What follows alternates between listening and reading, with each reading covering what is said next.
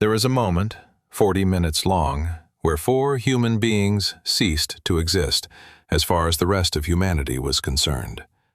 No radio signal, no data ping, no heartbeat monitor, nothing. Just 4 people in a capsule the size of a minivan, drifting behind a world that has kept its face hidden from us for 4.5 billion years.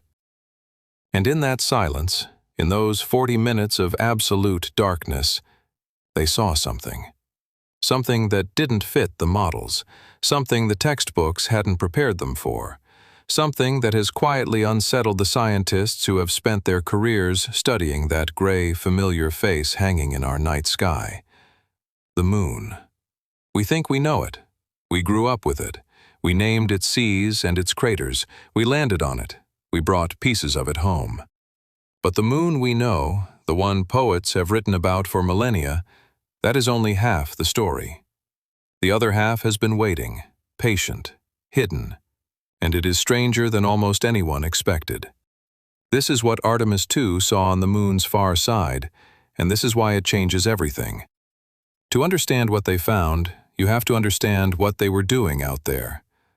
On the morning of the launch, 4 astronauts strapped themselves into the Orion capsule perched atop NASA's Space Launch System, the most powerful rocket ever successfully flown. The SLS stands taller than the Statue of Liberty.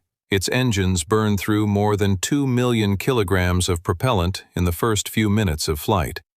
When it lights up, you don't just see it, you feel it in your chest from miles away. Reid Wiseman, the mission commander, a former Navy test pilot who had spent nearly 6 months on the International Space Station, described the launch as the moment he stopped being an astronaut and started being an explorer. There is a difference, he said. An astronaut trains for the mission. An explorer doesn't fully know what the mission will give back.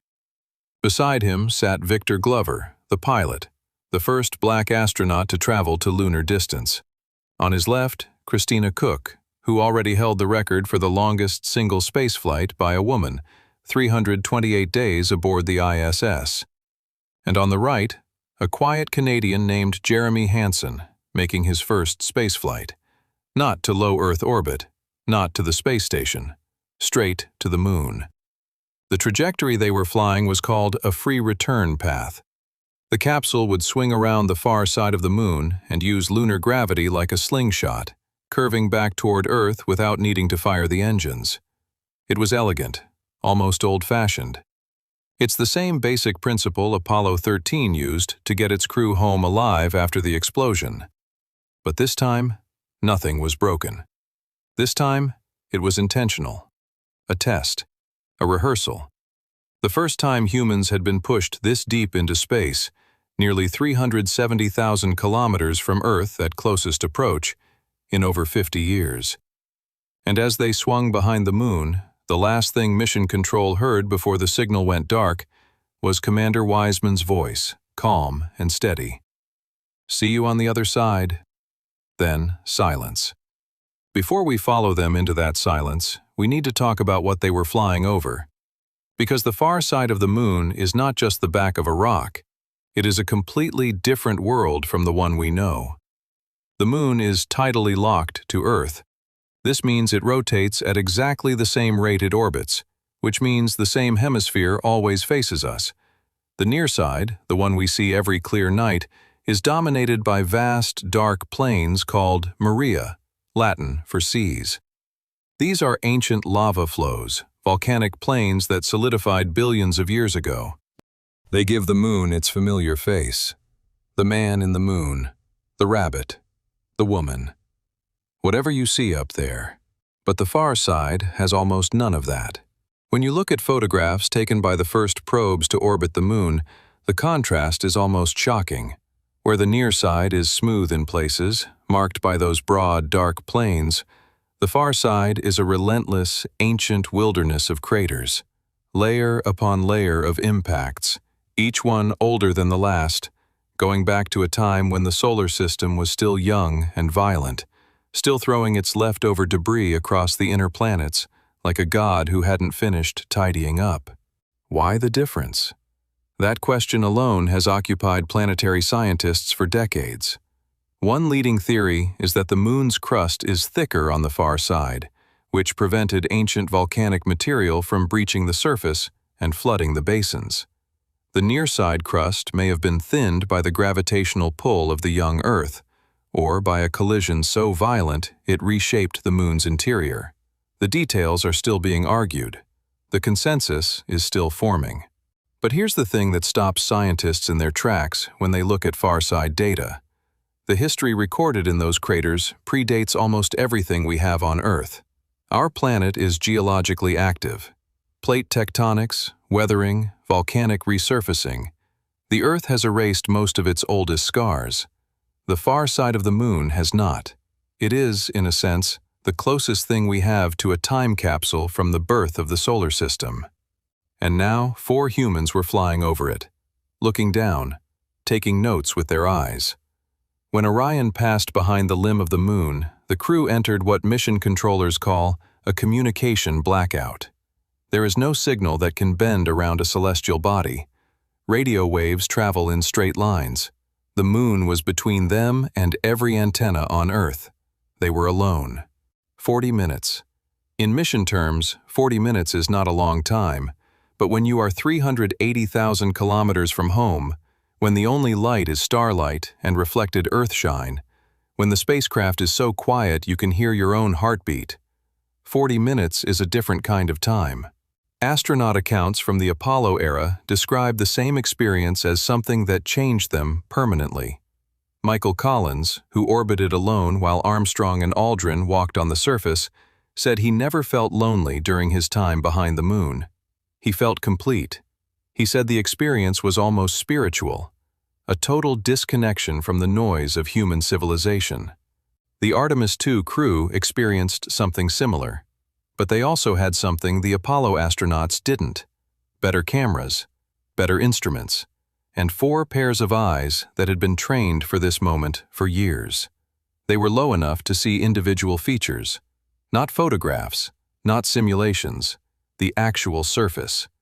And what they described, in audio recordings and debriefs that NASA later released, was a landscape so ancient it almost defied comprehension. Craters inside craters, ridges that had been hit so many times they'd been compressed into almost flat plains, shadows so deep in the permanently shaded polar regions that they looked less like shadows and more like holes, like the surface simply stopped existing in those places. Jeremy Hansen later said he pressed his face against the window and tried to memorize every detail, knowing the cameras would capture what his memory couldn't hold. He said the far side didn't look like the moon he grew up seeing from his backyard in Canada. It looked like a different world that just happened to be using the same address. But the most significant thing about the far side isn't what you can see with your eyes. It's what's buried underneath. Near the moon's south pole, on the far side, sits a structure that holds the record for being the largest confirmed impact crater in the entire solar system. It is called the South Pole-Aitken Basin. Planetary scientists just call it the SPA. The numbers take a moment to process. It is roughly 2,500 kilometers wide. That is approximately the distance from London to Moscow. It is 8 kilometers deep in places, nearly the inverse of Everest standing above sea level. And it is estimated to be between 3.9 and 4.3 billion years old, formed during a period called the Late Heavy Bombardment, when the inner solar system was being pelted by leftover planetesimals in a kind of cosmic cleanup event. Whatever hit the moon to create the SPA was enormous. Some estimates suggest the impactor was 200 kilometers across. When it hit, it didn't just crater the surface. It punched through the moon's crust and into the mantle. It may have fundamentally altered the thermal history of the entire moon. And here's where it gets strange. Orbiting spacecraft equipped with gravity-sensing instruments have detected a massive anomaly beneath the SPA basin. Not just unusual, genuinely unexplained. There appears to be a region of concentrated mass buried in the upper mantle beneath the crater floor. Something dense. Something heavy, something that isn't behaving the way the surrounding material behaves. One hypothesis is that it's the metallic core of the impactor itself. preserved in the moon's interior since the collision, never melted down and redistributed, sitting there like a bullet lodged in bone.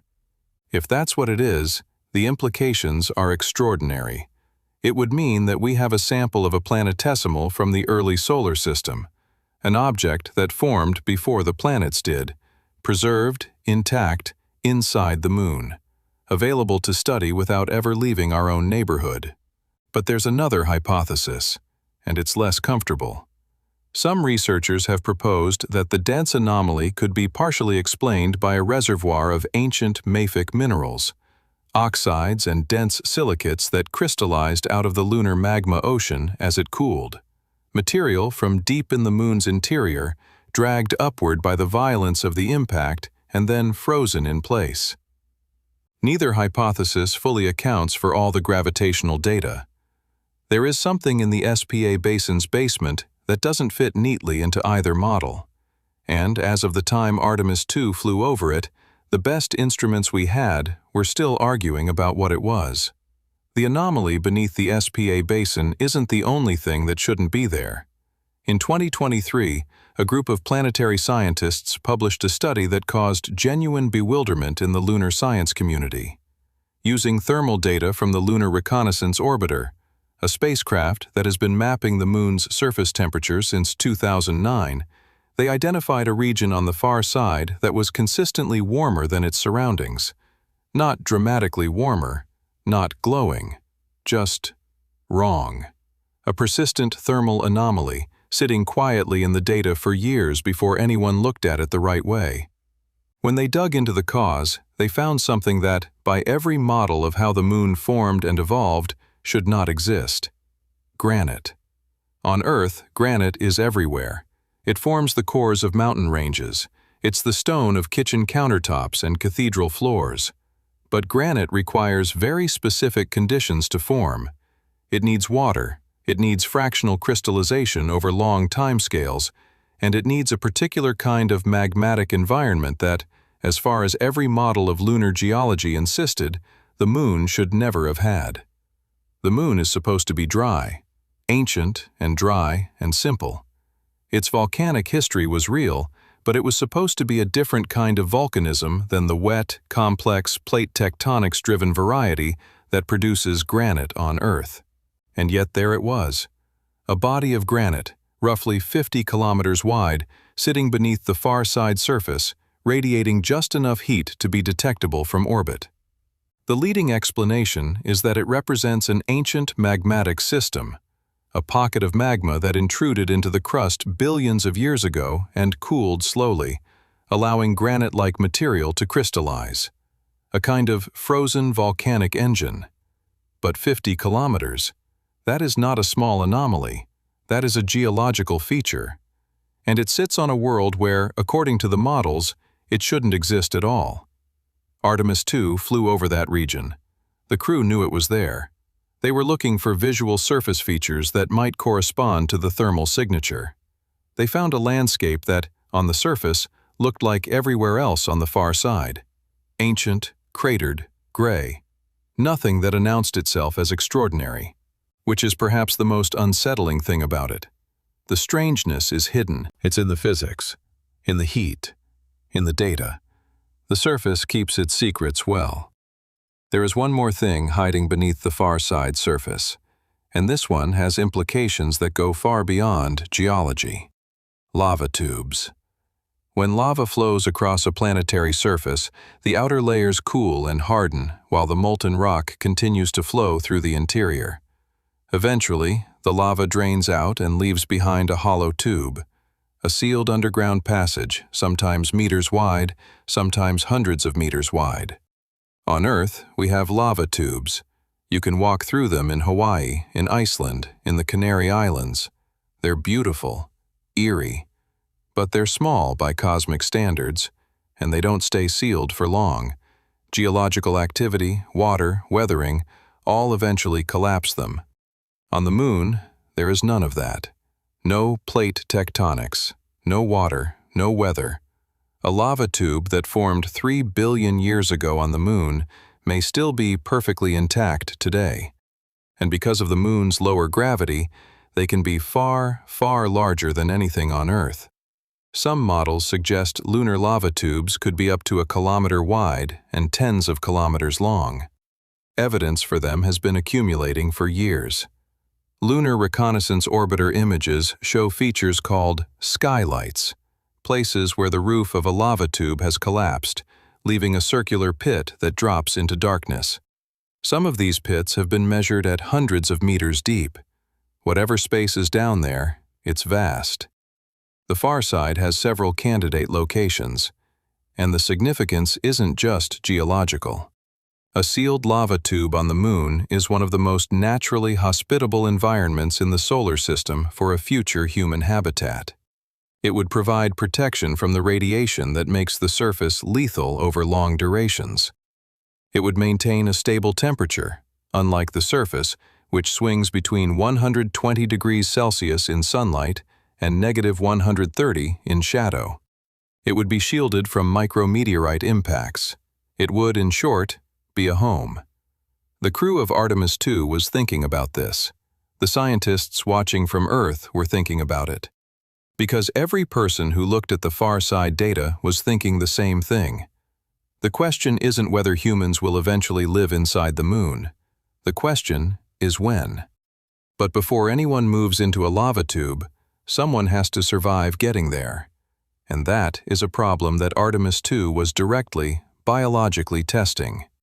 The Moon doesn't have a magnetosphere. Earth's magnetic field deflects most of the charged particles streaming out from the Sun and from deep space. The galactic cosmic rays, the solar energetic particles, the radiation that, without protection, would shred human DNA on timescales measured in days, not years.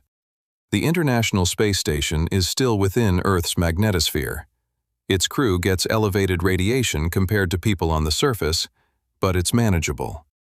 Artemis II was not in the magnetosphere. They were in deep space, unshielded. And they went out during solar maximum, the peak of the Sun's 11-year activity cycle, the period when solar flares and coronal mass ejections are most frequent and most violent. This was a deliberate choice. NASA needed to know what the radiation environment looked like at its worst. They needed data that a quieter solar period couldn't provide. The crew wore dosimeters. The capsule was monitored constantly. But the most striking element of Artemis II's biological research program was something more intimate. The astronauts donated samples of their own bone marrow cells before the flight. These cells, the deep, primal engines of blood production and immune function, were carried into deep space inside a specially designed experiment module. Researchers wanted to see how bone marrow cells behave when exposed to the actual radiation environment beyond Earth's protective field, in real time, at solar maximum. Bone marrow is one of the most radiation-sensitive tissues in the human body. It's where blood cells are made. It's the first thing to fail in high radiation exposure. In the context of a long-duration mission, a journey to Mars, say, which would take 9 months one way with no magnetospheric protection at all. Understanding how bone marrow responds to deep space radiation isn't academic. It's the difference between a mission that returns healthy humans and one that doesn't return them at all. The results of those experiments are still being analyzed. But the fact that they were conducted, the fact that 4 humans sat in a capsule behind the Moon while their own cells were being studied for signs of radiation damage, says everything about where we are in the story of human space exploration. We are past the bravado phase. We are in the reckoning phase, the phase where we do the hard, uncomfortable biology of figuring out whether our bodies can survive what our ambitions demand of them. There's one more thing the Artemis II crew reported from behind the Moon. And this one is harder to fit into a clean scientific framework. Light flashes. Astronauts have been reporting unexplained flashes of light since the Apollo era. Eugene Cernan, the last man to walk on the Moon, described them. The crews of Skylab described them. Astronauts on the International Space Station described them. Brief, sudden flashes that occur even with their eyes closed, even in total darkness. The leading scientific explanation is cosmic ray strikes, When a high-energy particle from space passes through the human eye, or through the visual cortex, it can trigger a phantom perception of light. Not from photons, not from actual illumination, from a charged particle punching directly through neural tissue. The Artemis II crew, at lunar distance during solar maximum, were in one of the highest radiation environments any humans had experienced since the Apollo era. The flashes they reported were more frequent than those described by ISS crews at lower altitudes within Earth's magnetic protection. But here's what makes this more interesting than just a neurological curiosity. Some of the flashes described by the crew coincided with moments when they were observing the surface below, and some of what they thought might be light flashes on the surface, faint, brief illuminations in otherwise dark regions, cannot be easily attributed to the same mechanism. The Moon has documented cases of something called transient lunar phenomena, brief glows, color changes, and lights observed on the surface for centuries.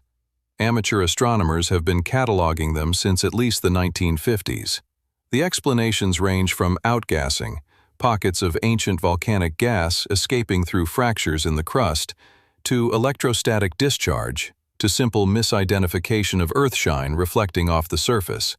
NASA doesn't dismiss transient lunar phenomena.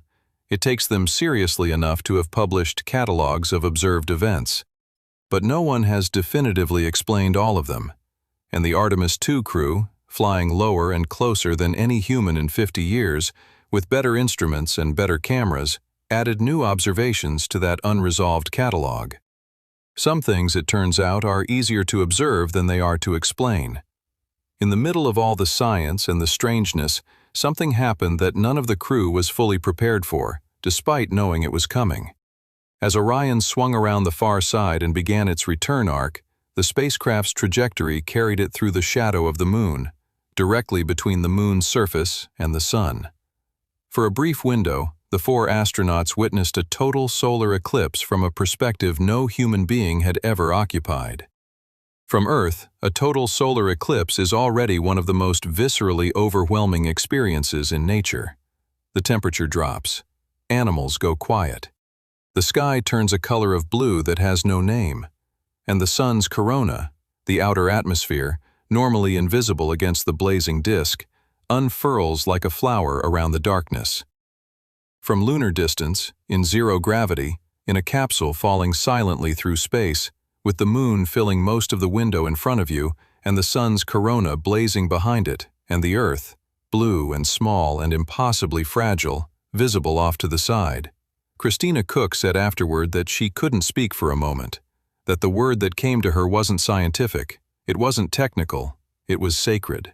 Reid Wiseman said it was the moment the mission stopped feeling like a test flight and started feeling like what it was, the beginning of something. The first real look at a system, Earth, Moon, Sun, that humans have worshipped and feared and navigated by for hundreds of thousands of years, finally seen whole, from the outside, by people who actually went there. Victor Glover said he thought about his daughters. Jeremy Hansen said nothing for a long time, and then he said he finally understood why all the astronauts who came before him had spent the rest of their lives trying to describe something that words kept failing to capture. Let's take stock of what Artemis II found. A far side that looks nothing like the Moon in your mind. A crater so large it contains the remnant of a world within a world. A granite formation that shouldn't exist by any model we had before it was found. Sealed lava tubes large enough to shelter a colony. Thermal anomalies that suggest geological processes we don't fully understand. Unexplained lights. And 4 humans whose own biology was being quietly tested by the radiation of deep space. The narrative we told ourselves about the Moon, that it was geologically dead, that it was simple, that we understood it, that narrative is fractured now. Not dramatically, not in a way that makes headlines every day, but in the steady, accumulating way of good science, one anomaly at a time. One finding that doesn't fit the model. One observation from a window at lunar distance that makes a trained astronaut go quiet for a moment before they can find words. The Moon we thought we knew was the near side, the polished, familiar face, the one that inspired the poetry and the mythology and the Apollo program. That moon is real, but it is incomplete. The far side is the part of the moon that has been sitting in the dark, accumulating billions of years of history, keeping its own counsel. And what Artemis II showed us, what those 40 minutes of silence contained, is that the dark side of the moon is not empty. It is full. Full of questions we haven't thought to ask yet, full of structures we don't fully understand, full of resources that future humans might someday live inside, and full of evidence, geological, physical, radiological, of a solar system that is far more violent, far more dynamic, and far stranger than the serene object hanging in the night sky has ever suggested. There is a phrase that mission commanders use when their crew goes behind a planet and all communication ceases. "We'll see you on the other side." It's practical. It's a statement of operational fact. The radio will go dark, and then it will come back. But there is something else in it, something that acknowledges the fundamental strangeness of the situation. The moment where another human being passes beyond reach, beyond help, into a silence that is not just the absence of radio waves, but the edge of the known. The Artemis program is not finished. Artemis III will attempt the first crewed landing near the lunar South Pole, the first humans on the moon's surface since 1972. They will go to a region that the far side flyby has made both more enticing and more complex. They will drill into ancient ice. They will stand near the edge of permanently shadowed craters that haven't seen sunlight in billions of years. They may look down into darkness that holds things we haven't imagined. And eventually, in the years and decades to come, humans will go around to the far side. We'll land there. We'll set up instruments in the radio silence that Earth's electromagnetic noise can never penetrate. We'll build, perhaps, the most powerful radio telescope ever constructed, aimed at frequencies that Earth's ionosphere blocks completely. Frequencies that, some researchers quietly note, would be the natural choice for a civilization trying to signal across interstellar distances. That last thought is not NASA's official position. It is not a mainstream scientific hypothesis. It is the kind of thing that gets said carefully, in footnotes, in the speculation sections of papers, by people who know that science requires evidence before it can become theory. But it is the kind of thought that the far side of the moon seems to invite. Because that is what happens when you look at something ancient and strange and full of unanswered questions. The mind reaches. It finds the edges of what it knows, and then, almost involuntarily, asks what might lie beyond them. Reid Wiseman, Victor Glover, Christina Koch, and Jeremy Hansen spent 40 minutes in a silence deeper than almost any human has experienced. They came back with data and photographs and biological samples and measurements that scientists will spend years interpreting. But they also came back with something less quantifiable.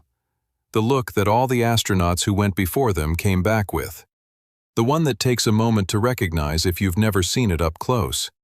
Not the look of someone who has seen something frightening. Not exactly. The look of someone who has seen something true, something so much larger than the framework they arrived with that the framework simply doesn't fit anymore. Something that doesn't resolve into an answer, but expands, quietly and permanently, into a bigger question. The moon is not dead. It never was. We just hadn't looked at the right side.